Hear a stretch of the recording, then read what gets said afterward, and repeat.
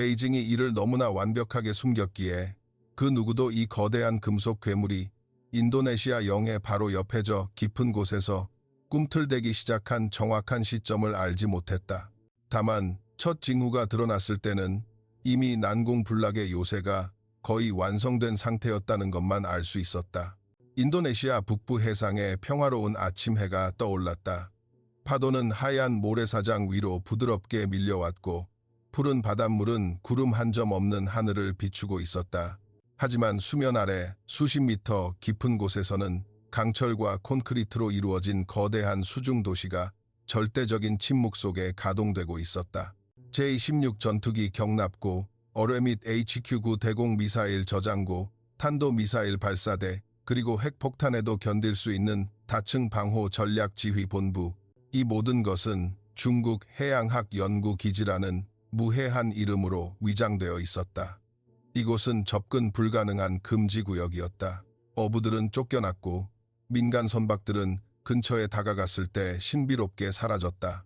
상업용 위성은 심각한 전파 방해를 받아 국제해양 지도상에 유령 같은 백지 공간을 남겼다. 정보국은 이곳을 404섬, 죽음의 정보, 백지 공간이라는 냉정한 암호명으로 불렀다. 먼저 이 나라를 사랑하는 시민으로서 잠시 시간을 내어 채널을 구독해 주시기를 간곡히 바란다. 이는 단순한 콘텐츠에 대한 지지를 넘어 우리의 푸른 바다와 이 땅의 진실을 함께 지켜내자는 다짐이다. 3년 동안 민간 기업을 위장한 수백 척의 대형 중국 국적 수송선이 이 이름 없는 섬에 은밀히 접근했다.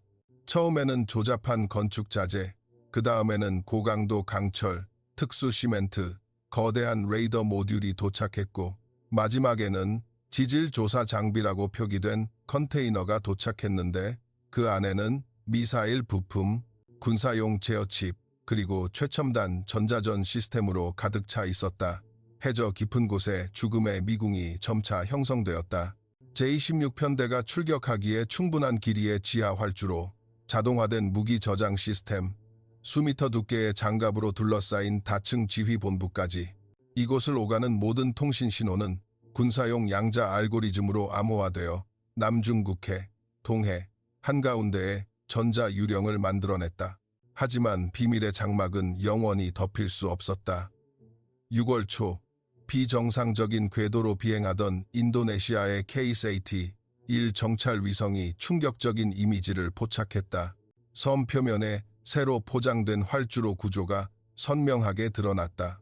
거의 동시에 장거리 정찰 임무 중이던 인도네시아 해군 소속 초계함 KRI 프란스 카이지에포는 404섬 지역에서 방출되는 강력하고 낯선 군사용 레이더 신호를 다수 포착했다.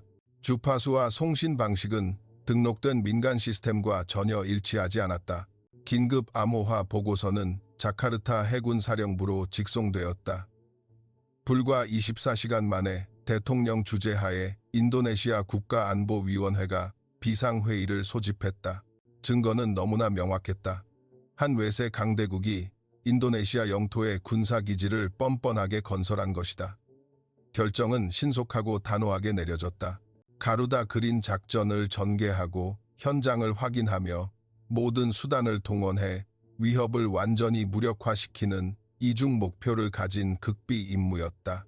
6월 10일 밤 수라바야 항구는 가벼운 빗줄기 아래 조용히 잠들어 있었다. 시그마급 구축함 3척과 마카사르급 상륙함 2척이 소리 없이 출항했다. 엔진은 최소한으로 낮췄고 선박의 등화는 모두 꺼졌다. 구축함 KRI 레이든 에디 마르타디나타의 갑판 위 작전사령관인 라카산토소 대령은 어둠 속에 조용히 서 있었다. 그의 얼굴은 결단력으로 가득 차 있었다. 제3 해군 특수부대, 타이피부 특수부대의 가장 노련한 전사들이 상륙함에 배치되어 전투 준비를 마쳤다. 그들은 섬을 되찾아야 한다는 명령만 알 뿐이었다. 적은 침략자였다. 함선 측면을 때리는 파도 소리가 규칙적이었다. 지휘실에서 새어나오는 붉은 조명은 전술 화면 앞에 고개를 숙인 긴장된 얼굴들을 비추고 있었다. 404섬을 나타내는 붉은 점이 섬뜩하게 깜빡였다. 라카는 난간을 꽉 잡았다. 그의 목소리는 강철처럼 차가웠다. 만약 그것이 정말 군사기지라면 해가 뜰 때는 오직 잿더미만 남을 것이다. 새벽, 404섬 주변 해역은 짙은 해무에 휩싸였다. 상륙함 쪽에서 벨 412 수송 헬리콥터들이 해수면 위를 낮게 비행했고 로터는 격렬한 소용돌이를 만들어냈다. 화물칸 문이 열리고 완전 무장한 타이피브 특수부대원들이 젖은 모래사장으로 로프를 타고 강하했다. 그들은 그림자처럼 움직였고 소름 끼칠 정도로 빠르고 조용했다. 오직 파도 소리와 장전할 때 나는 금속 소리만 들릴 뿐이었다. 선봉 정찰조는 중앙 건물 주변의 철조망에 접근했다. 적외선 조준경을 통해 표지판에 한자, 칸즈로 선명하게 적힌 중국 해양과학연구센터라는 글자가 보였다.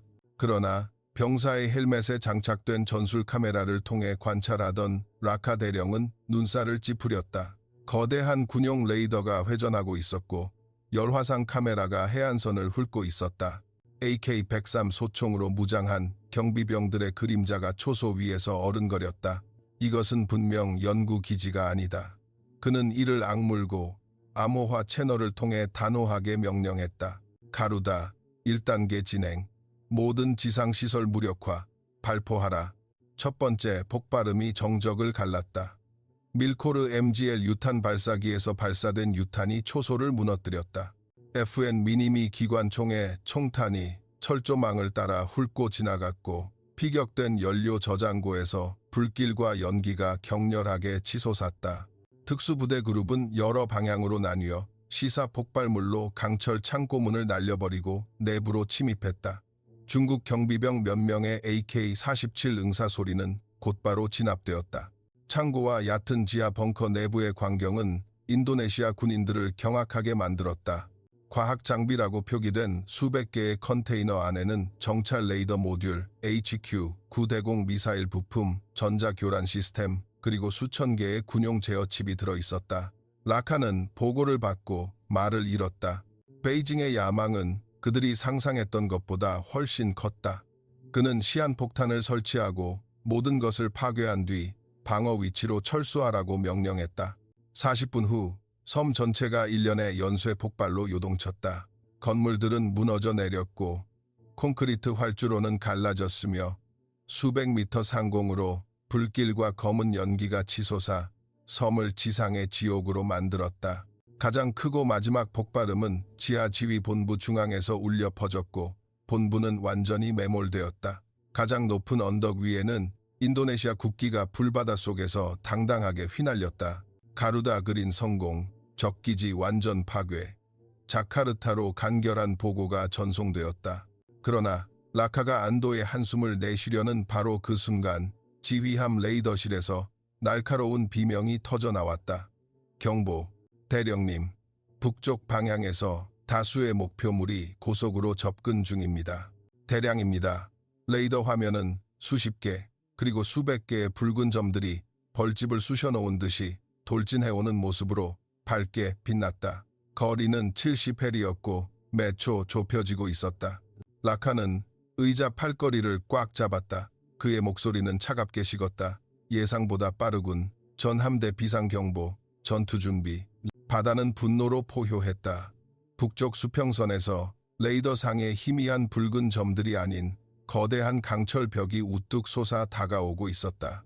중국 남해 함대가 본 모습을 드러냈고 그 수는 압도적이고 위협적이었다. 수직 발사 미사일이 장착된 타입 52D형 구축함, 민첩한 타입 54A형 호위함, 수천 명의 해병대와 JBD-5 수륙 양용 장갑차를 실은 타입 71형 상륙함 등 수십 척의 각종 전함이 모습을 드러냈다. 검은 하늘에는 비행하는 철새떼, JH-7 비행표범 전투폭격기 편대와 제16 다목적 전투기가 호위 비행하며 작은 섬의 불벼락을 퍼부을 준비를 마쳤다. 엔진 소리는 굉음을 내며 울려 퍼졌다. 라카 대령은 KRI 레이든 에디 마르타디나타 지휘대 위에 얼어붙은 듯 서 있었다. 쌍안경을 눈에 단단히 고정한 그는 적함 돛대에 휘날리는 붉은 별이 그려진 붉은 깃발을 볼 수 있었다. 그들은 엄청난 속도로 돌진해오고 있었다. 그는 인도네시아가 세계에서 두 번째로 큰 해군력을 가진 지역 강대국인 거인과 홀로 맞서고 있으며 그들의 전력은 자신이 가진 것보다 10배는 많다는 것을 알고 있었다. 하지만 그는 지금 한 발짝이라도 물러선다면 영원히 영토의 일부와 국가의 명예를 잃게 될 것임도 알고 있었다. 그는 통신기를 꽉 쥐고 바다 앞에서 맹세하듯이 분노에 차 있지만 강철처럼 단호한 목소리로 속삭였다. 이곳은 우리 조상의 땅이다. 그들은 단 한 치도 가져갈 수 없을 것이다. 귀청이 터질 듯한 폭발음이 거짓된 정적을 갈랐다. 중국 구축함에서 발사된 첫 번째 함포 사격이 시작되었다. 130mm 포탄이 섬뜩한 소리를 내며 하늘에 곡선을 그리더니 인도네시아군이 임시로 설치한 임시 부두 지역에 쏟아졌다. 지면은 지진처럼 산산조각 났고 바닷물, 모래, 돌, 그리고 금속 파편이 수십 미터 상공으로 솟구쳤다. 강력한 충격파가 확산되어 근처에 주차된 판처 장갑차를 전복시키고 막 배치 준비를 하던 오리콘 스카이쉴드 근접 대공포 진열 전체를 날려버렸다. 더 멀리 해상에서는 인도네시아의 카스퍼급 60M 초계함 한 척이 포탄에 직격당했다. 작은 함선은 거대한 불덩이가 되어 폭발했고 선체가 두 동강 나 순식간에 침몰하며 성난 바다 위에 파편과 기름띠를 남겼다. 전 함대 반격, 전속 전진, 라카는 폭발음을 뚫고 통신기에 소리쳤다. 즉시 인도네시아군의 오토멜라라 76 해안포대가 일제히 발사되었다. 포탄은 고속으로 날아갔지만 사거리는 적의 함포에 비해 제한적이었다. 지금 유일한 희망은 해안의 이동식 발사대와 구축함 KRI 레이던 에디 마르타디나타에서 발사된 엑소세 MM-40 블록 3 대함 미사일이었다. 사발의 미사일이 발사대를 떠나 엔진을 굉음내며 바다 위를 낮게 날아갔고 밝은 불길의 궤적을 그리며 적 함대를 향했다. 한 발이 타이포 14A 호위함의 후미에 명중했고 검은 연기가 짙게 피어오르며 함선이 멈칫했지만 베이징 함대의 나머지는 전혀 동요하지 않았다. 그들은 신속하게 대형을 바꾸어 두 개의 집게발 모양으로 나뉘었고 계속해서 맹렬한 포격을 가하는 동시에 강력한 전자전 시스템을 가동했다. 인도네시아 함선과 섬의 레이더 화면은 갑자기 심하게 교란되었다. 목표물의 붉은 점들은 미친 듯이 춤을 추다가 하얀 섬광 속에 사라졌다. 목표 신호 상실, 레이더 교란 심각. 짧은 몇 분 동안 이 죽음의 정보 백지 공간 속에서 보고가 빗발쳤다. 그 짧은 순간 섬 상공은 진정한 지옥이 되었다. JH-7 비행 표범 전투기 3대가 혼란을 틈타 나무 꼭대기에 닿을 정도로 고도를 낮춰 잔여 대공 레이더의 탐지 범위를 벗어난 뒤 LS-500 레이저 유도 폭탄을 인도네시아 해안 방어진지에 투하했다. 해안선 전체가 산산조각 날듯 요동쳤다. 거대한 폭탄 구덩이가 나타나 방어시설과 포대를 집어삼켰고 임시 지휘 벙커 하나가 완전히 파괴되었다. 검은 연기가 자욱하게 피어오르고 적기들의 굉음과 뒤섞인 비명소리, 구조 요청이 울려 퍼졌다. 하지만 인도네시아 조종사들은 두려워하지 않았다. 인도네시아 공군 제3 전투비행단 소속 F-16 파이팅 펠콘 2대가 상공을 순찰하다가 즉시 죽음의 지역으로 돌진하라는 명령을 받았다. 그들은 급강하하여 적 대형을 지휘하는 타입 52D 구축함의 목표를 고정했다. 이발의 AGM-65 매버릭 공대지 미사일이 파일런을 떠나 섬광처럼 날아갔다. 한 발은 중국 함선의 HPJ-12 근접 방어 시스템에 의해 공중에서 요격되어 폭발했지만 두 번째 미사일은 함선 함수 앞에 주 레이더 탑 바로 옆에 명중했다. 거대한 폭발이 함선을 뒤흔들었고 적의 레이더는 검은 연기를 뿜으며 회전을 멈췄다. 그러나 중국의 반격은 더 빨랐다. 다른 구축함에서 HQ-9 대공 미사일이 불뱀처럼 솟아올랐다. 미사일을 발사한 F-16 조종사는 회피 기동을 할 시간이 없었다. 공중에서 눈부신 폭발이 일어났고 인도네시아 조종사는 불타는 바다 위로 가까스로 낙하산을 펼쳤지만 그의 생명은 백척간두에 놓였다. 섬 서쪽 해변, 파도가 더 잔잔한 곳에서 살아남은 인도네시아 군인들은 재빨리 QW-3 견착식 대공 미사일 시스템과 G2-23이 대공포를 고지대에 배치하며 다가오는 추가 공습에 맞설 취약한 방어망을 구축하려고 노력했다.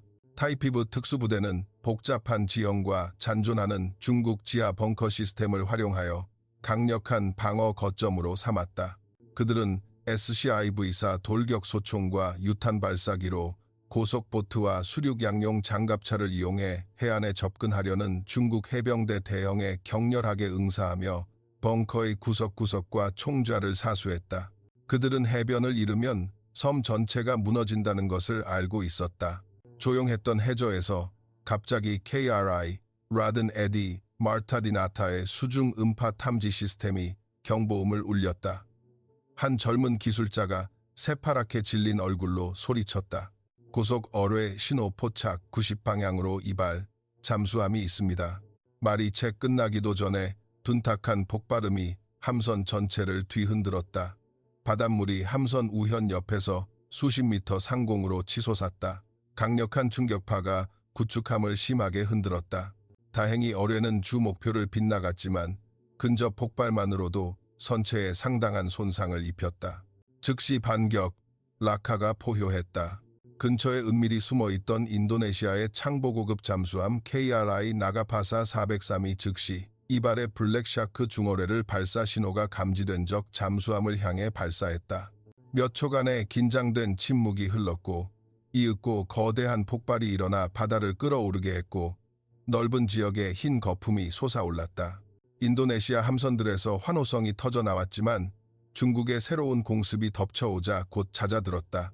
상공에서는 더 많은 중국의 제-16편대가 우세를 점하기 시작했다. 그들은 화살촉 대형으로 비행하며 KD-88T 정밀 공대지 미사일을 인도네시아의 잔존 해안포대와 레이더 시스템에 투하했다. 하늘은 엇갈린 불길의 궤적으로 계속 찢어졌고 검은 연기와 붉은 불길이 뒤섞여 섬을 거대한 화덕으로 만들었다. 지상에 남은 인도네시아 군인들은 여전히 완강하게 반격했다. ZU-23, 이 포에서 발사된 포탄은 하늘의 불길의 선을 그리며 취약한 방어망을 구축하려고 노력했다.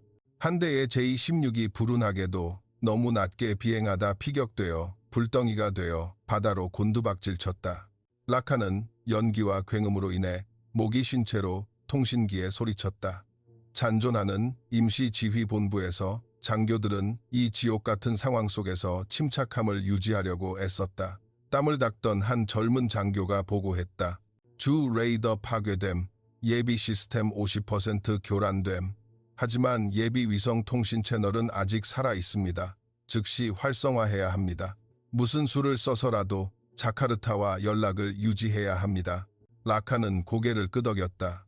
너무 많이 소리쳐 목이 쉬어버린 그의 목소리가 갈라졌다. 알겠다.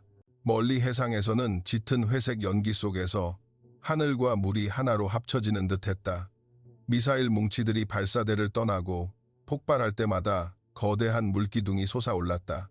인도네시아의 디포네 고로급 호위함 한 척이 또 한 발의 미사일에 피격되었다. 함선은 한쪽으로 심하게 기울었고 기관실에서 맹렬한 불길이 타올랐다. 그러나 불길 속에서도 인도네시아 수병들은 굳건히 버티며 붉고 흰 국기가 불에 타지 않도록 필사적으로 노력했다. 희미하지만 비장한 국가가 자욱한 연기 속에서 울려 퍼졌다. 그들 중 누구도 살아서 돌아갈 생각을 하지 않았다. 그들의 심장에는 오직 하나의 명령만이 깊이 새겨져 있었다. 무슨 수를 써서라도 섬을 사수하라.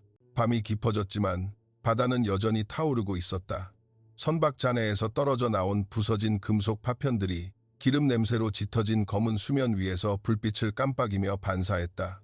KRI, 레이든 에디 마르타디네이터의 지휘실 안에서 라카는 잠정적인 피해 보고를 받고 있었다. 사상자 수는 너무 많았다. 바로 그때 레이더 장교가 다시 걱정스러운 목소리로 보고했다. 대령님, 장거리 레이더가 북쪽 방향에서 접근하는 새로운 신호를 감지했습니다. 최소 10개 이상의 대형 목표물입니다. 라카는 눈살을 찌푸렸고 심장이 격렬하게 뛰었다. 그들의 증원군인가? 아닙니다, 대령님. 레이더 장교의 목소리가 떨렸다. 크기와 속도를 볼 때 H-6K 전략 폭격기와 KJ-500 조기 경보기가 호위하고 있습니다. 지휘실의 공기가 얼어붙었다. 전략 폭격기? 베이징이 이 섬을 완전히 지도에서 지우려는 건가? 한 젊은 장교가 새파랗게 질린 얼굴로 나지막이 물었다. 대령님, 저희가 얼마나 더 버틸 수 있을까요? 라카는 즉시 대답하지 않았다. 그는 간혹 밤을 가르는 죽음의 번개처럼 미사일 궤적이 지나가는 창밖을 응시했다. 그리고 그는 젊은 장교의 눈을 똑바로 바라보며 차가운 결의에 찬 느리고 단호한 목소리로 말했다. 우리 중 단 한 명도 서 있을 수 없을 때까지. 이틀째 새벽 404섬 주변 해역에는 더 이상 평화라고는 없었다. 큰 파도가 일렁이며 타는 기름과 피냄새를 실어 날랐다. 멀리서는 열대 폭풍이 형성되고 있어 불길한 징조를 보였지만 이곳에서는 진짜 불의 폭풍이 맹렬하게 포효하고 있었다. 중국 함대는 타입 52D형 구축함 2척과 J-18J 조기 경보 헬리콥터를 탑재한 대형 보급함으로 전력이 증강되었고 포위망을 더욱 조였다. 상공에서는 스텔스 기능을 갖춘 GG-11 샤프소드 무인 항공기들이 그림자처럼 배회하며 열화상 이미지와 목표 좌표를 함대 지휘본부로 지속적으로 전송했다. 그러나 인도네시아군은 지쳐 있었음에도 불구하고 포기하지 않았다. 잔존 호위함 중 하나인 KRI 붕토모의 전자전 시스템은 최대 출력으로 작동하며 강력한 교란 전파를 방출하여 적의 위성 유도 시스템과 통신을 무력화시키려 노력했다. 몇 발의 중국 YJ-18 순항 미사일이 궤도를 이탈하여 헛되이 바다에 추락했다. 하지만 대부분의 화력은 여전히 목표물을 찾아냈다. 섬의 임시보급 구역은 일련의 지능형 활공폭탄에 명중되어 무시무시한 연쇄 폭발을 일으켰고 얼마 남지 않은 탄약고가 전소되었다. 20명 이상의 인도네시아 군인이 희생되었고 수십 명이 중상을 입었다. 의료팀은 위험을 무릅쓰고 불바다 속으로 뛰어들어 자욱한 연기 속에서 동료들을 끌어냈다. 통신기는 여전히 용감하게 울려 퍼졌다. 제3포대 여전히 작동 중. 포탄이 남아있는 한 사운다. 30방향 적 구축함 목표. 마지막 몇 발의 76mm 포탄이 발사되었다. 붉은 포탄 궤적이 연기를 찍고 지나가 타이포 12D 함선 한 척의 부포탑에 명중했다. 큰 폭발음과 함께 검은 연기 기둥이 솟아올랐다. 인도네시아 군인들의 희미한 환호성이 채 끝나기도 전에 먼 하늘이 다시 밝게 빛났다. 중무장한 중국의 새로운 H-6K 폭격기 편대가 섬의 분노를 쏟아붓기 시작했다. 땅은 마치 갈라지기라도 할 듯 격렬하게 흔들렸다. 거대한 버섯 구름 모양의 연기 기둥이 수백 미터 상공으로 치솟았고 섬은 거대한 용광로로 변했다. 바다 위에는 불에 탄 함선 잔해가 표류하며 기름띠와 뒤섞여 종말론적 풍경 속에서 섬뜩한 무지갯빛 궤적을 만들었다. 그 지옥 같은 풍경 속에서 라카 대령은 흔들리는 지휘대 위에서 여전히 굳건히 서 있었다. 그는 불타는 하늘을 올려다보며 상실의 고통이 새겨진 눈으로 자신에게 속삭였다. 이것이 자유를 위한 대가라면 우리는 받아들인다. 바로 그때 정보장교의 다급한 목소리가 중앙 스피커에서 울려 퍼졌다. 긴급 보고입니다. 대령님, 저희 위성 정찰 시스템이 남동쪽 방향에서 접근하는 초대형 함대를 감지했습니다. 믿기 힘든 규모입니다. 항공모함, 이지스 구축함, 핵추진 공격 잠수함까지. 라카는 눈을 가늘게 떴고 심장이 격렬하게 뛰었다. 깃발은 성조기입니다. 대령님, 미국 제7함대입니다. 정보장교의 목소리는 흥분과 혼란이 뒤섞여 있었다. 지휘실에는 무거운 침묵이 감돌았다.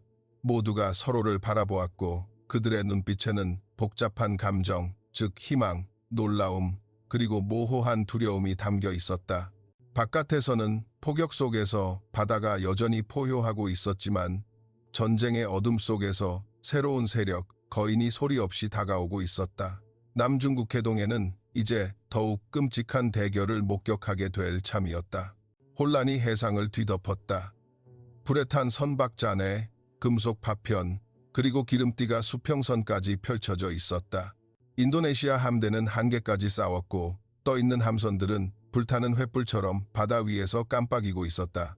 그러나 절망적인 순간 남동쪽 수평선이 수백 개의 하얀 빗줄기로 밝아지더니 엄청난 속도로 다가왔다. 그것들은 마치 죽음의 유성우처럼 규칙적이고 위력적이었다.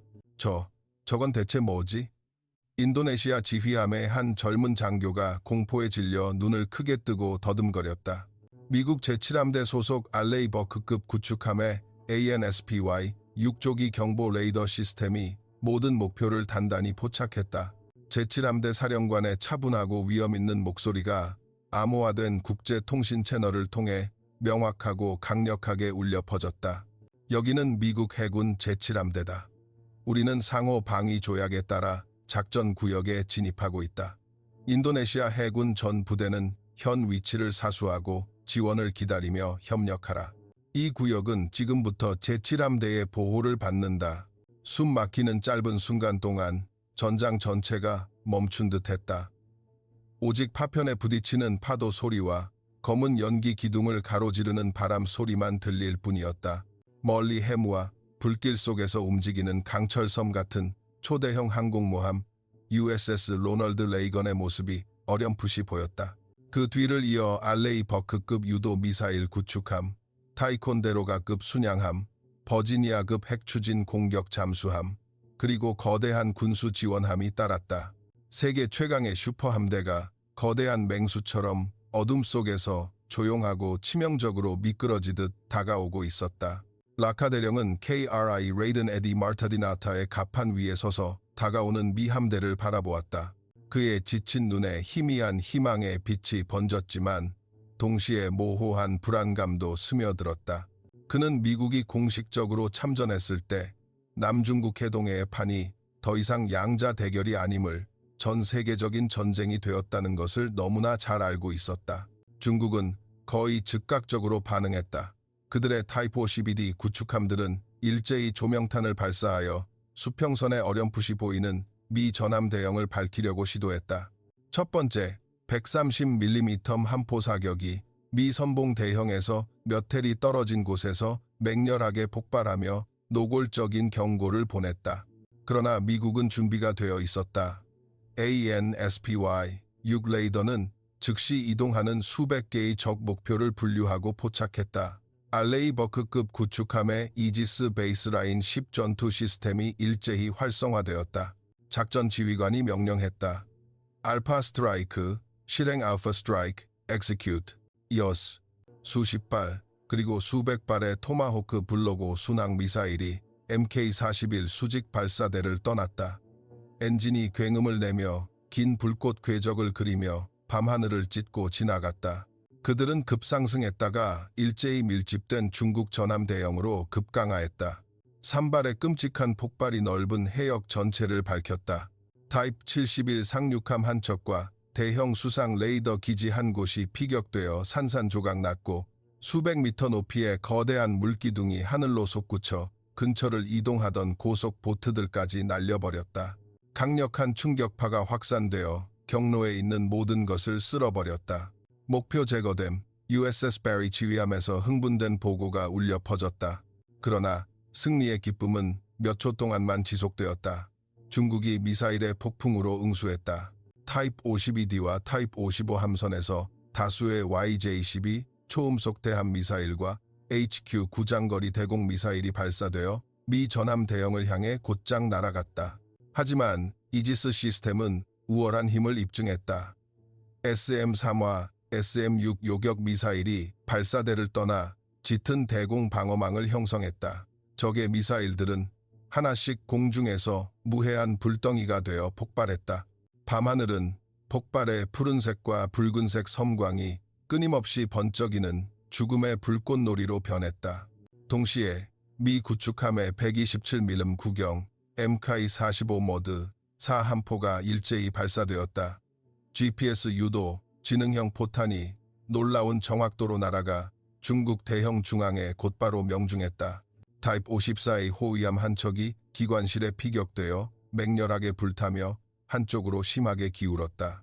항공모함 USS 로널드 레이건의 갑판에서는 FA-18E, F 슈퍼 호넷과 F-35C 라이트닝 2편대가 출격하기 시작했다.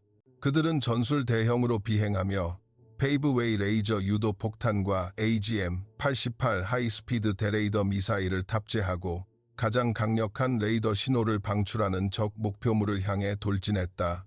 공중에서는 중국의 J-16과 JH-7이 전혀 동요하지 않고 맞서 싸우기 위해 돌진했고 전례 없는 규모의 격렬한 공중전이 성난 남중국 해동의 상공에서 발발했다.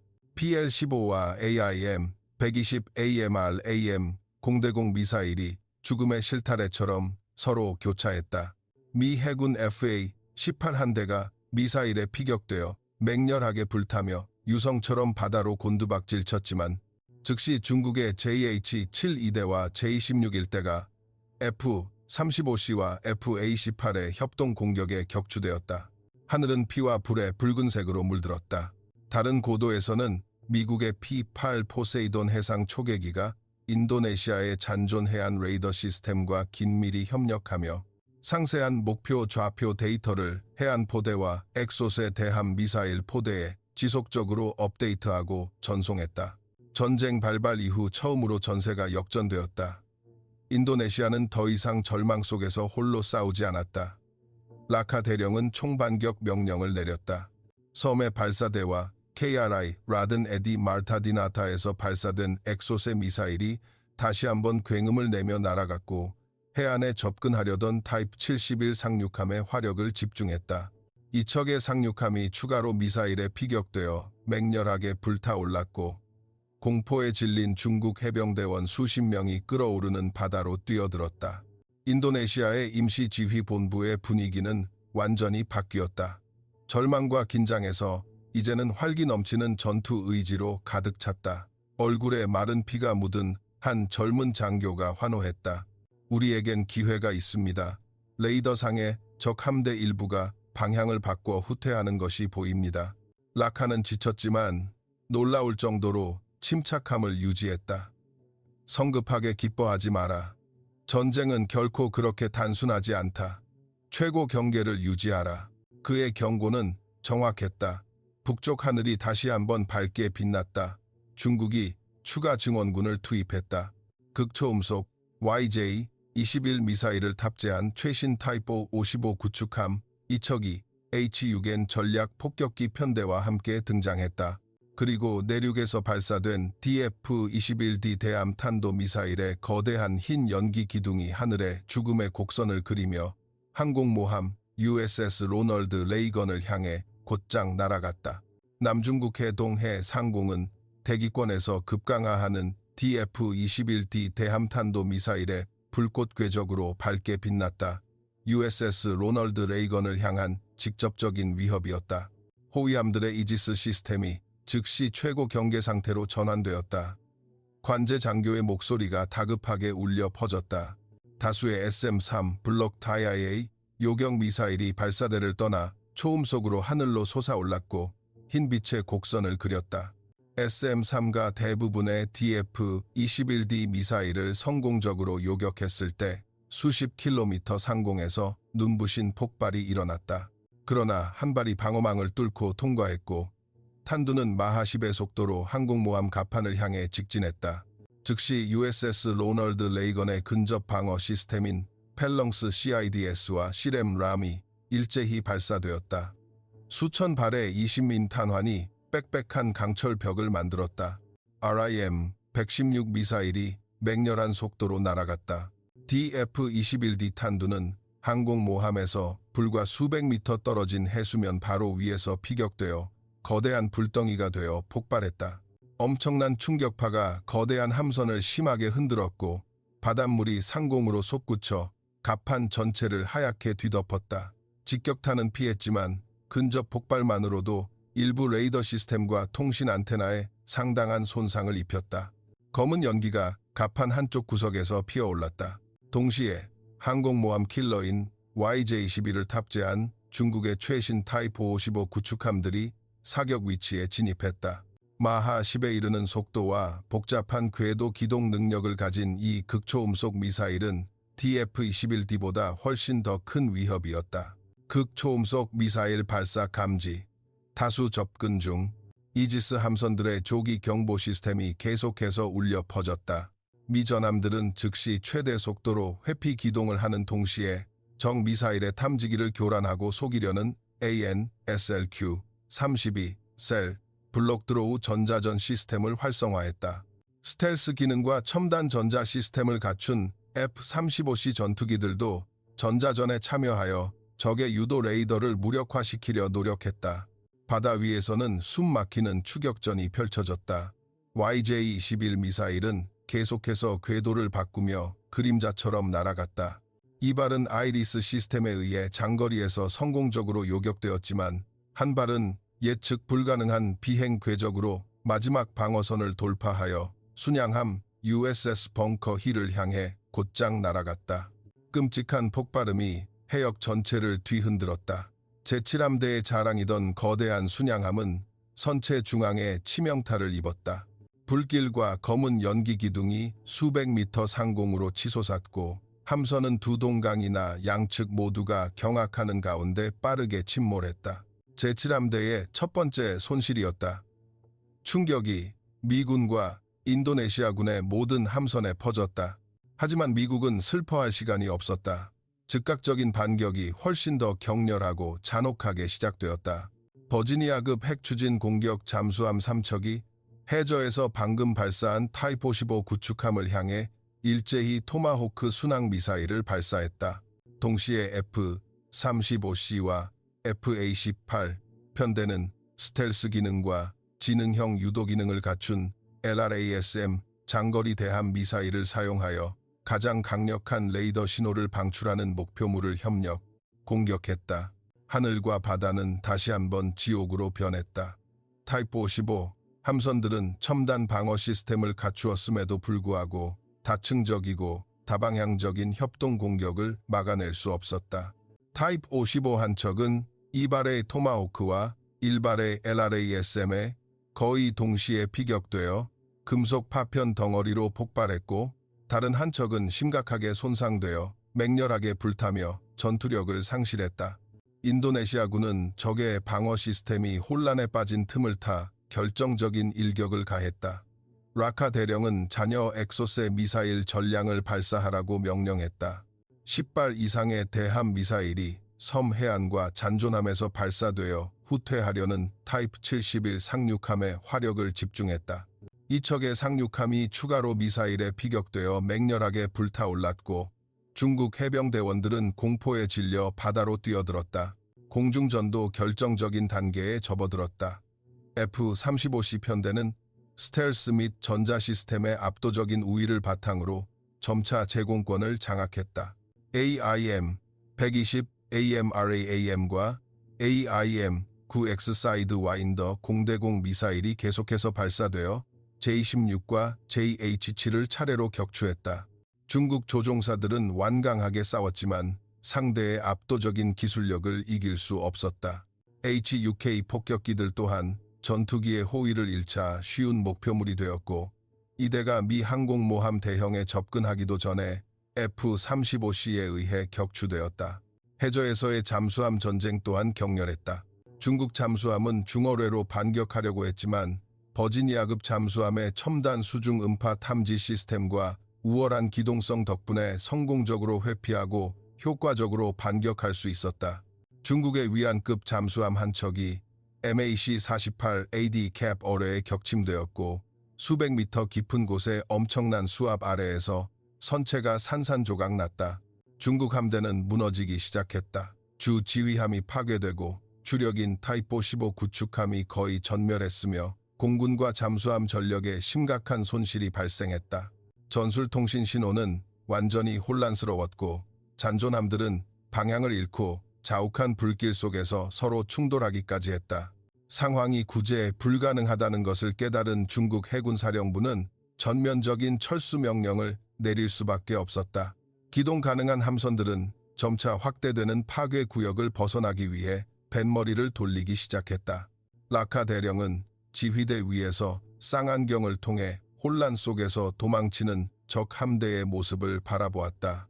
그는 승리의 환호성을 지르지 않았다. 그의 얼굴에는 단지 피로와 고통의 주름만이 깊게 패어 있었다. 그는 통신기를 들고 목이 쉬었지만 단호한 목소리로 말했다. 이것이 마지막 기회다. 전군 총반격. 우리 영해에서 그들을 완전히 몰아내라. 섬의 인도네시아 포병대는 탄약이 바닥났음에도 불구하고 후퇴하는 적 대형의 마지막 포탄을 발사하기 위해 안간 힘을 썼다. 공중에서는 인도네시아의 F-16과 수-27편대가 미국의 F-35와 F-A-18과 협력하여 맹렬하게 추격했다. 해저에서는 KRI 나가파사 잠수함이 버지니아급 잠수함과 함께 잔존 목표물을 계속 사냥했다. 남중국 해동해의 하늘과 바다는 다시 한번 강철, 불길, 그리고 고향을 지키는 군인들의 흔들리지 않는 결단력이 한데 어우러진 최후의 교향곡을 연주했다. 해가 서쪽 수평선 아래로 완전히 질 무렵 마지막 폭발음도 잦아들었다. 중국 함대는 완전히 철수했고 그 뒤에는 파괴된 해역과 수백 척의 불에 탄 선박 잔해를 남겼다. 바다는 점차 본래의 고요함을 되찾았지만 그 평화는 이제 비극적인 색으로 물들어 있었다. 붉게 타오르는 석양이 수면에 비쳤고 더 이상 푸르지 않고 기름띠에 검은 갈색과 피에 짙은 붉은색만이 감돌았다. 라카는 눈앞의 광활한 바다를 바라보며 목이 메인 슬픈 목소리로 나지막이 말했다. 그들은 물러났다. 하지만 이것이 끝은 아닐 것이다. 바닷바람이 불어와 짙은 화약 냄새와 파도 소리를 실어 날랐고 파도는 표류하는 파편들에게 속삭이는 듯했다. 하늘 어딘가에서 갈매기 떼가 돌아오기 시작했고 검게 물든 바다 위를 선회하며 마치 방금 해방된 영혼처럼 보였다. 전쟁의 잿더미에서 벗어나 평화로운 미래에 대한 희망을 안고 남쪽으로 비행했다. 승리는 찾아왔지만 그 대가는 아직 헤아릴 수 없는 고통스러운 미지수로 남아 있었다. 사흘째 아침에는 남중국 해동해의 황폐한 풍경을 섬뜩하게 비추었다. 태양은 남아있는 짙은 연기층을 통해 희미하게 떠올랐고 괴이한 황금빛 빛을 잔잔한 수면 위에 비추었다. 이제 수면은 파편과 기름띠 그리고 대전투의 잔해로 가득 차 있었다. 지친 흰 파도는 불에 탄 선박 잔해를 404섬의 하얀 모래사장으로 부드럽게 밀어 올렸지만 그곳 역시 이제는 깊은 폭탄 구덩이로 얼룩진 폐허 더미일 뿐이었다. 화약 냄새, 타는 기름 냄새, 비릿한 시체 냄새가 이른 아침 바닷바람과 뒤섞여 숨 막힐 듯 무거운 공기를 만들어냈다. 해안에 남은 인도네시아 생존자들은 헬쑥한 얼굴과 너덜너덜한 옷을 입고 불에 탄 바위에 기대어 조용히 앉아 있었다. 그들의 눈빛은 공허했고 수많은 동료를 삼킨 광활한 바다를 응시했다. 그러나 그 눈빛 깊은 곳에는 꺼지지 않는 자부심의 불꽃이 희미하게 타오르고 있었다. 팔에 피가 스며든 하얀 붕대를 감은 한 젊은 군인이 폐허 속 임시 깃대에 자랑스럽게 나부끼는 붉고 흰 국기를 올려다보았다. 그는 연기와 먼지로 인해 목이 쉰 목소리로 나지막이 속삭였다. 우리는 섬을 지켰습니다. 하지만 평화도 지킬 수 있을까요? 소름 끼치도록 고요한 공간에 질문이 맴돌았다. 아무도 대답하지 않았다. 라카 대령은 잿빛 해변을 천천히 걸어 젊은 군인에게 다가갔다. 그의 눈은 깊었고 피로와 극심한 상실감으로 무거웠다. 그는 파괴된 전장을 둘러보았다. 부상당한 군인들이 응급처치를 받고 있었고 불에 탄 선박들이 파도 위를 떠다녔으며 갈갈이 찢긴 군복 파편들이 사방에 흩어져 있었다. 그는 슬픔에 찬 목소리로 마치 바닷바람이 한숨 쉬는 것처럼 나지막이 대답했다. 평화는 언제나 가장 길고 가장 어려운 전투란다 아들아. 멀리 해상에서는 미국 해군의 HH-60 페이브 호크 구조 헬리콥터들이 USNS 머시 병원선 갑판에 착륙하기 시작하며 중상을 입은 인도네시아군과 미군 부상병들을 전장에서 조심스럽게 이송했다. 하늘에는 여전히 희미한 연기 궤적이 남아 있었지만 폭격의 굉음 대신 규칙적인 헬리콥터 엔진 소리와 구급대원들의 다급한 목소리가 들려왔다. USS 베리에 임시로 설치된 연합지휘본부에서 미국 제7함대 사령관은 라카 대령의 어깨에 손을 얹고 굳게 잡았다. 대령님, 당신과 당신의 군인들은 전설처럼 싸웠습니다. 당신들의 용기는 영원히 기억될 것입니다. 라카는 슬픈 미소를 지으며 고개를 살짝 흔들었다. 장군님, 저희는 영광이나 전설을 위해 싸운 것이 아닙니다. 이 땅이 우리의 고향이기 때문에 싸웠습니다. 404섬 해전 소식은 전 세계의 지진처럼 퍼져나갔다. 파괴된 섬의 위성 이미지와 표류하는 불에 탄 선박잔해는 모든 주요 TV 채널에서 보도되었다. 화면에는 중국 침략 시도 실패, 인도네시아, 미국 연합군 침략자 격퇴, 21세기 가장 치명적인 해전이라는 자막이 끊임없이 흘러나왔다. 전 세계는 충격에 휩싸였다. UN 안전보장이사회는 긴급회의를 소집했다. 아세안 국가들은 일제히 베이징의 군사행동을 강력하게 규탄하고 국제법과 인도네시아의 주권을 존중할 것을 요구하는 공동성명을 발표했다. 베이징 중난하이에는 소름 끼치는 침묵이 감돌았다. 국내 뉴스는 엄격하게 검열되어 해군 훈련 중 발생한 뜻밖의 사고에 대해서만 모호하게 보도했다. 그러나 폐쇄된 고위급 회의실 뒤에서는 전례 없는 굴욕적인 패배에 대해 군 고위 장성들이 격렬하게 논쟁하며 서로를 비난하는 진짜 폭풍이 몰아치고 있었다. 서방 분석가들은 404섬 전투를 중국의 디엔비엔프 해전이라고 부르며 21세기 전체의 지정학적 구도를 재편할 수 있는 전환점으로 평가했다. 자카르타에서는 라카 대령과 생존한 군인들이 수백만 시민의 뜨거운 환영 속에 귀환했다.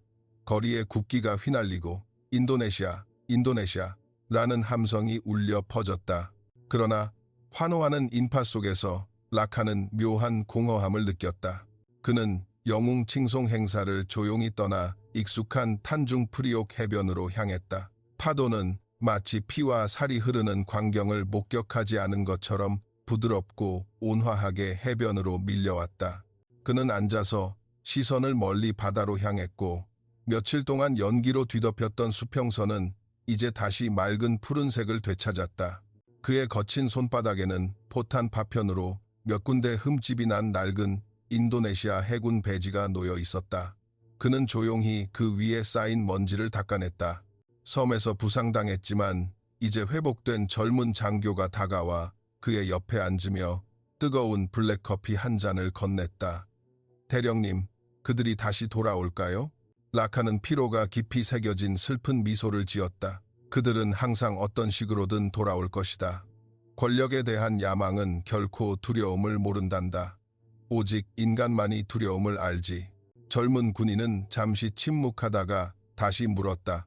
그렇다면 저희는 어떻게 해야 평화를 지킬 수 있을까요? 라카는 젊은 군인의 눈을 깊이 바라보았다가 다시 광활한 바다로 시선을 돌렸다. 기억해야 한다. 항상 기억해야 한다. 우리는 최첨단 무기나 동맹국의 도움으로 이 전투에서 이긴 것이 아니다. 우리는 굴복하지 않았기 때문에 이긴 것이다. 그것이 아무도 빼앗을 수 없는 유일한 무기다. 멀리서 기적 소리가 길게 울려 퍼졌고 화물선들이 평소의 항해를 재개하기 시작했다. 바닷바람이 더 세게 불어와 전쟁 연기의 마지막 잔해를 쓸어갔고 자카르타의 하늘은 본래의 평온함을 되찾았다. 최종 피해 보고서가 발표되었다. 3억 명 이상의 인도네시아 군인과 상당수의 미군이 사상했으며 양측의 수십 척의 전함이 파괴되거나 심하게 손상되었다. 그러나 404섬은 인도네시아 국기 아래 당당하게 서 있었다. 온 나라는 희생의 수치 앞에서 잠잠해졌지만 곧 모든 국민의 가슴 속에 영원한 불꽃처럼 자부심이 끓어올랐다. 워싱턴 D.C.에서는 미국 대통령이 전 세계를 향해 짧지만 단호한 연설을 했다. 우리의 개입은 영토를 쟁취하기 위한 것이 아니었습니다. 우리는 국제법을 수호하고 항행의 자유를 보호하며 동맹국의 주권을 지키기 위해 그곳에 있었습니다. 남중국해, 동해는 어떤 강대국의 연못도 아닙니다. 평화와 자유를 존중하는 모든 이들의 것입니다. 이 메시지는 전 세계로 울려 퍼졌다. 그러나 베이징은 침묵을 지켰지만 그 침묵이 패배를 인정하는 것을 의미하지는 않았다. 하이난과 스프레틀리 군도의 비밀 해군 기지에서 군사활동은 여전히 은밀하게 진행되었다. 낯선 레이더 신호, 불분명한 잠수함 엔진 소리, 그리고 해저의 신비로운 불빛이 간혹 감지되었다. 군사적 대결은 잠시 중단되었을지 모르지만 권력, 영향력, 자원에 대한 그림자 전쟁은 계속해서 끈질기고 예측할 수 없게 이어지고 있었다. 라카 대령은 그가 태어나고 자란 자바 해안의 작은 어촌으로 돌아왔다. 그는 남은 나날을 집 현관에 조용히 앉아 웅덩이에서 종이배를 가지고 노는 어린 손자를 바라보며 보냈다. 파도 소리는 해안 위로 잔잔하게 밀려왔고 짭짤한 바닷바람과 함께 생사를 건 전투에 잊을 수 없는 기억들을 실어 날랐다. 노병은 가만히 눈을 감고 고향 바다의 소리에 귀 기울였다. 잔잔한 소리 속에서 그는 마치 영원에서 울려 퍼지는 듯한 희생된 동료들의 목소리를 듣는 것 같았다. 우리는 섬을 지켰다. 라카는 눈을 뜨고 피처럼 붉은 수평선 아래로 서서히 지는 태양을 바라보았다. 그는 다음 세대를 위한 신성한 메시지처럼 나지막이 말했다. 너희의 아버지 세대가 이 땅을 지켰듯이 평화를 지켜라. 왜냐하면 어느 날 너희가 그것을 잃는다면 바다는 다시 울게 될 것이기 때문이다. 갑자기 바닷바람이 불어와 작은 초가집 지붕 위에 인도네시아 국기를 휘날리게 했고 국기는 불굴의 정신을 담아 마지막 불타는 석양빛을 반사하며 펄럭였다. 드넓은 하늘에서 갈매기 떼가 남쪽으로 선회하며 날아갔다. 마치 전쟁의 잿더미에서 벗어난 자유로운 영혼처럼 평화로운 미래에 대한 희망을 안고 날아갔다. 광활한 대양은 영원한 평온을 되찾았지만 그 물속 깊은 곳에는 녹슨 강철 파편과 난파선 잔해가 침묵 속에 놓여 있었다. 그것들은 권력에 대한 야망이 전쟁을 일으킬 수 있지만 인간의 불굴의 정신이야말로 모든 폭풍우를 이길 수 있는 궁극의 무기라는 영원한 역사의 증인이었다.